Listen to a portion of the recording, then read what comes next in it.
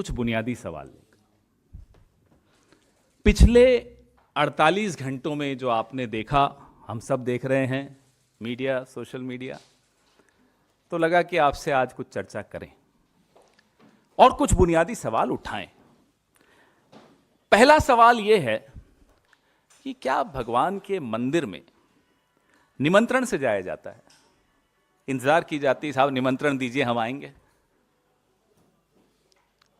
यह ऐसा सवाल है, और वो मंदिर हो, मस्जिद हो, गुरुद्वारा हो, गिरजाघर हो, क्या हम निमंत्रण की इंतजार करेंगे और निमंत्रण नहीं आए तो नहीं जाएंगे? और किस तारीख को किस श्रेणी का व्यक्ति मंदिर में जाएगा, यह कौन तय करेगा? राजनीतिक दल तय करेगा? ये कभी सुना है आपने कि एक राजनीतिक दल तय करेगा कि मैं अपने भगवान से मिलने कब जाऊं, और मैं जाऊं या ना जाऊं, सुप्रिया जी जाएं या ना जाएं? मंदिर में न किसी को बुलाया जाता है, कम से कम इंसान द्वारा तो नहीं बुलाया जाता, और न किसी को रोका जाता है। न इंसान किसी को मंदिर में बुला सकता है, न इंसान किसी को मंदिर जाने से रोक सकता है। लेकिन एक उल्टी गंगा बहाई जा रही है। मुझे यह बताइए, किसी मंदिर का प्राण प्रतिष्ठापन जब किया जाता है तो उसकी एक तौर तरीका होता है, विधि विधान होता है, धर्मशास्त्र होते हैं। क्या यह कार्यक्रम धार्मिक है? अगर यह कार्यक्रम धार्मिक है तो क्या विधि विधान से हो रहा है, धर्मशास्त्र से कुछ किया जा रहा है? अगर यह कार्यक्रम धार्मिक है तो शंकराचार्य, चारों पीठों के हमारे शंकराचार्य, क्या उनकी सलाह से, उनकी देखरेख से इस कार्यक्रम का स्वरूप तय किया जा रहा है? चारों शंकराचार्य, चारों पीठ स्पष्ट रूप से कह चुके हैं कि एक अधूरे मंदिर की प्राण प्रतिष्ठापन नहीं की जा सकती। अगर यह कार्यक्रम धार्मिक नहीं है तो यह कार्यक्रम राजनैतिक है। एक राजनीतिक दल, अभी यहां आने से 5 मिनट पहले एक प्रवक्ता उनका ट्वीट करता है, बीजेपी का पूरा फुल फॉर्म, जिसको जोड़ता है सीधा सीधा उस दिन 22 तारीख से।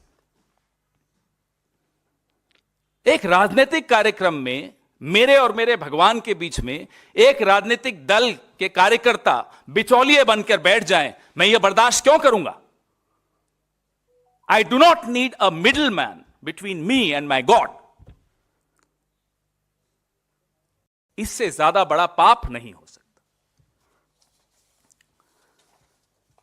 भाई, आप पूरा एक संघ, पूरा एक संगठन अपने आप को मेरे धर्म का ठेकेदार बनाकर बैठा हो और विधि विधान में उनका विश्वास न हो, पूरी की पूरी इनकी आईटी सेल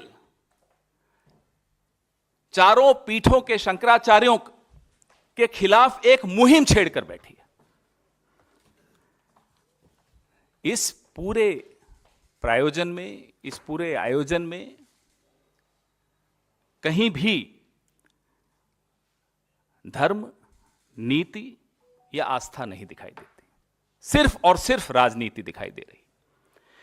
यह मैं आपको बता दूं कि मंदिर में प्राण प्रतिष्ठा के लिए 22 जनवरी की तारीख का चुनाव,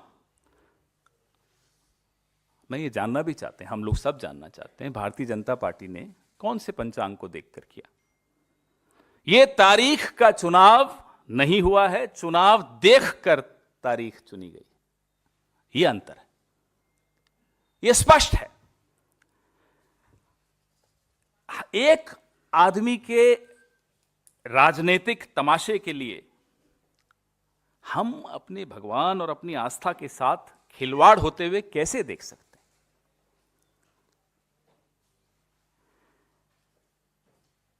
मंदिर में निर्माण का काम विधिवत पूरा हो, करोड़ों भक्तों की जिसमें आस्था और विश्वास जुड़ा हुआ हो, उसमें कोई सरकारी दखलंदाजी, कोई राजनीतिक दखलंदाजी मुझे नहीं लगता कि कोई भी भक्त बर्दाश्त करेगा।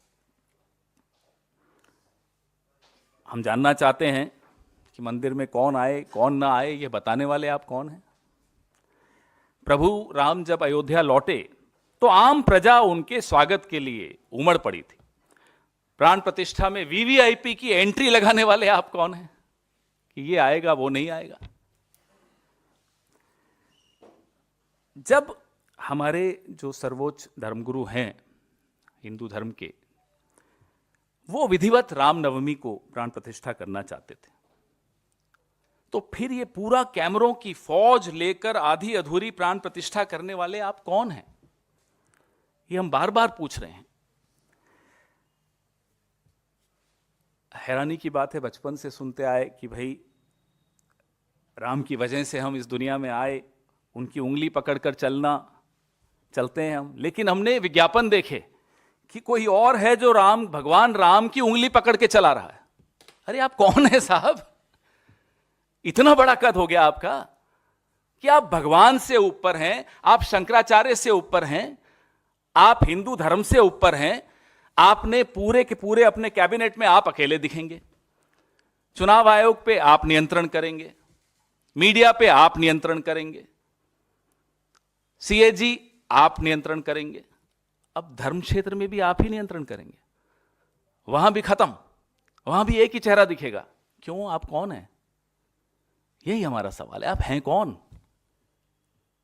अपने आप को जो भगवान से ऊपर बना ले। और हमारे कुछ साथी मीडिया के बड़े चिंतित हैं, पिछले 48 घंटे से बहुत चिंतित हैं और हमलावर हैं हम पर कि साहब ऐसा निर्णय ले लिया कांग्रेस ने, 2024 में नुकसान करा दिया। तो मानते हो ना कि ये नफा नुकसान चुनाव का देखा जा रहा है? मानते हो ना? कांग्रेस को क्या करना है क्या नहीं करना, कांग्रेस वो कर रही है। आप लोग अपना काम नहीं कर रहे। आप लोग जो हमारे धर्मगुरु हैं उनको अपना काम नहीं करने दे रहे। तो आप अपनी चिंता कीजिए, हमारी चिंता मत कीजिए। शंकराचार्यों को नाराज करके सरसंघचालक जाएंगे, वहां बैठेंगे, वो प्राण प्रतिष्ठापन उनकी देखरेख में प्रधानमंत्री जी करेंगे। ये कौन सा आयोजन है? इसलिए मैं फिर से दोहराता हूं, यह कतई धार्मिक आयोजन नहीं है, यह पूर्ण रूपेण राजनैतिक आयोजन है।